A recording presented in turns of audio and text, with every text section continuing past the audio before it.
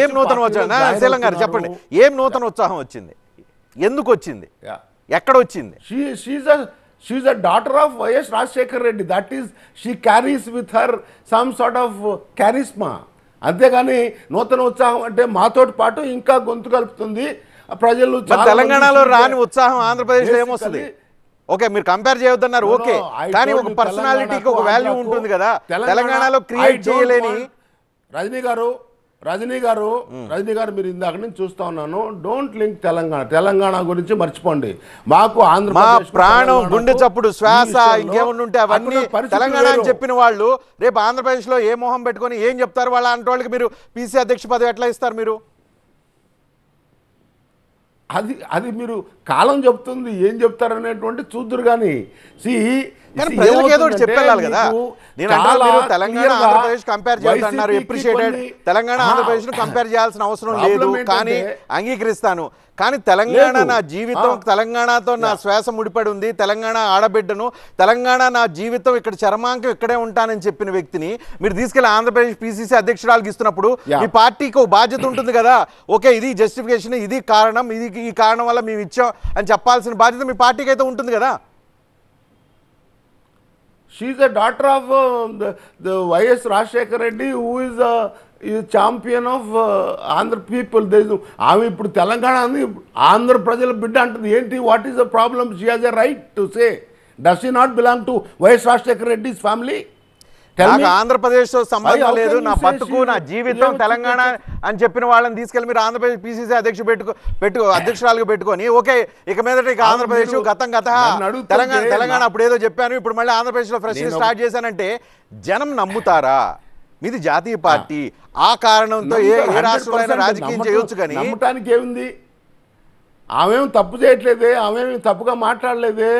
ఆంధ్రప్రదేశ్ అప్పుడు తెలంగాణలో మాట్లాడినప్పుడు ఆంధ్ర వాళ్ళు ఎవరు రజనీ ఒక్క నిమిషం, ఆంధ్ర వాళ్ళు ఎవరు అబ్జెక్ట్ చేయలేదే. ఆంధ్ర వాళ్ళ పత్రికలు కూడా ఏం మాట్లాడలేదు. ఇప్పుడు ఎందుకు మాట్లాడుతున్నారు? అప్పుడు ఎవరు మీ పేపర్లు కానీ మీ ఛానల్స్ కానీ ఆంధ్ర వాళ్ళకి అన్యాయం జరుగుతుంది ఏమని అన్నారా మీరు? అదేమిటి ఇప్పుడు ఇట్లా కొత్త అధ్యాయం మొదలెశారు? ఇవన్నీ కూడా చేతగాని పార్టీలకు వెన్నుగాస్తున్నటువంటి మీలాంటి వారు.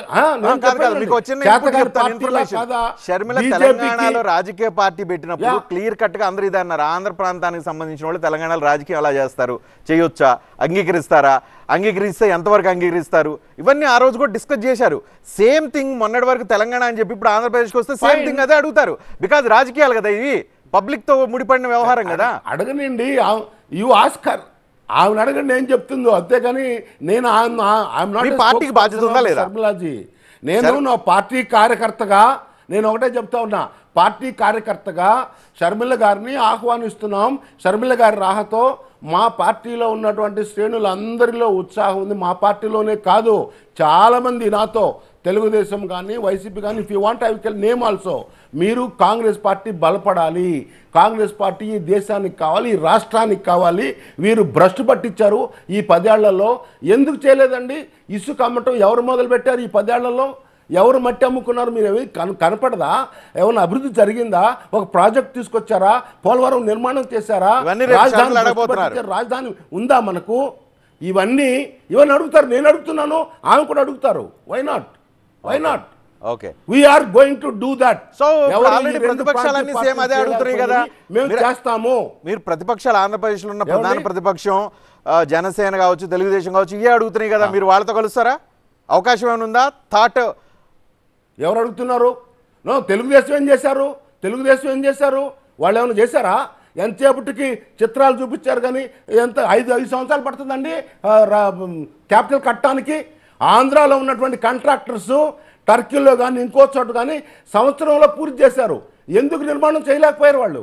Please ask me, please tell me. So ఒక వైసీపీ కాదు, తెలుగుదేశం కాదు, ఈ రెండింటికి కూడా మేము వ్యతిరేకమే. మాకు కావాల్సింది ఏమిటి? ఆంధ్రప్రదేశ్ పునర్నిర్మాణ చట్టంలో ఉన్నవి ఎందుకు మీరు అమలు చేయలేకపోయారు? అక్కడ మీ బాసే కదా ఉంది, మీ గురువేగా ఉంది, బీజేపీ కొమ్ముగా వస్తున్నారు కదా మీరు ఎందుకు చేయలేకపోయారు? మేం చేస్తామని అంటున్నాము. రైతులకు పోలవరం ఎంత దారుణం అండి. పోలవరం నిర్మాణం చేయాలి, ఆ డబ్బులు కూడా కేంద్రం ఇవ్వాలని మేము 14th 2014లో క్యాబినెట్ డెసిషన్ చేస్తే అది ఎందుకు అమలు చేయలేదండి వీళ్ళు? Please tell me. అభివృద్ధి మాట్లాడండి. ఓకే. ఆమె ఏదో మాట్లాడింది, నేను తెలంగాణ బిడ్డను తింటే ఆంధ్రులకు అభిమానం ఉన్నటువంటి ఆమె నాయకురాలుగా ఆంధ్రప్రదేశ్కు మాకు ఏపీసీసీ ప్రెసిడెంట్గా రాబోతున్నారు. మేము మాతో ఇప్పటి వరకు మేము మాట్లాడుకుని ఉన్నామా? ఈ 4-5 ఏళ్ళు మాట్లాడుతూనే ఉన్నాం. నేను కేవీపీ గారు పార్లమెంట్లో పోరాడాము. మీ వల్ల కాదు, ఈ 2 రీజనల్ పార్టీస్ వల్ల. అందుకనే కాంగ్రెస్ కావాలి అని ప్రజలు అడుగుతున్నారు. మా గొంతుకుతోటి పాటు షర్మిల గారు వచ్చి కలిస్తే మా శక్తి పెరుగుతూ ఉంది. షర్మిల గారు రాక సందర్భంగా చాలా మంది పార్టీలో చేరడానికి సిద్ధంగా ఉన్నారు. వారిని మేము గెలిపించుకుని పార్టీలు బలపరుచుకొని అసెంబ్లీలో అడుగు పెడతాం. వీలుంటే మేము లేకుండా అక్కడ ప్రభుత్వం ఏర్పాటు కాదు, కాలేదు, కానేరదు అని గ్యారంటీగా చెప్తా. వచ్చేటువంటి 100 రోజుల్లో మీరు చూస్తారు.